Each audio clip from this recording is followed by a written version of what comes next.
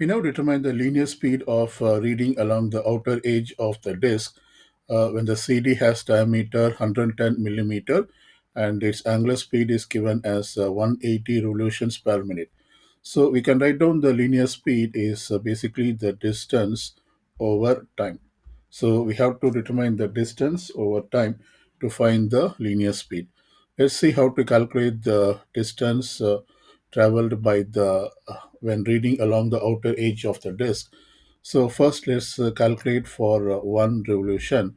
For one revolution, we see that the when reading along the outer edge of the disk, the distance covered is 2 pi r, where r represents the radius of the circle. So here I put 2 pi, and this is diameter. And this implies we can determine the radius is half the diameter. So radius equals 110 by 2 millimeter.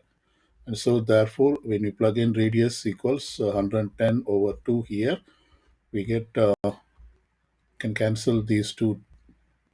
We get 110 pi. So this is the distance covered when the CD rotates for one revolution, but the angular speed is given as 180 revolutions. So we have to multiply this quantity by 180 so that we get the distance covered for 180 revolutions. So therefore we get S equals 180. So it's 180 times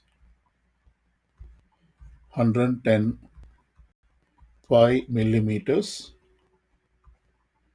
Now let's plug in this value of S into this linear speed formula.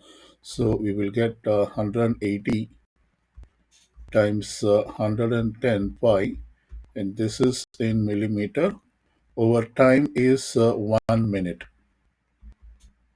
because we are given the angular speed for 1 minute, 180 revolutions per minute.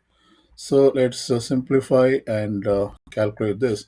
And remember that we should give the unit in meters per second. So I'm going to convert this units millimeter to meter as well as the minute to seconds.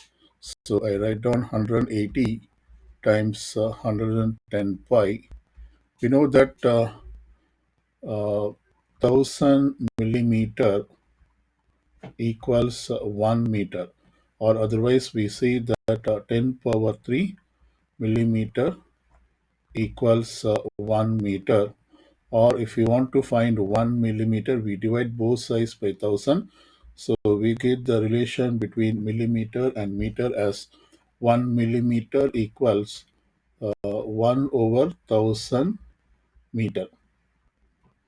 So instead of a millimeter, I'm going to put the 1 over 1000 meter. So therefore this becomes 1 over thousands and meter.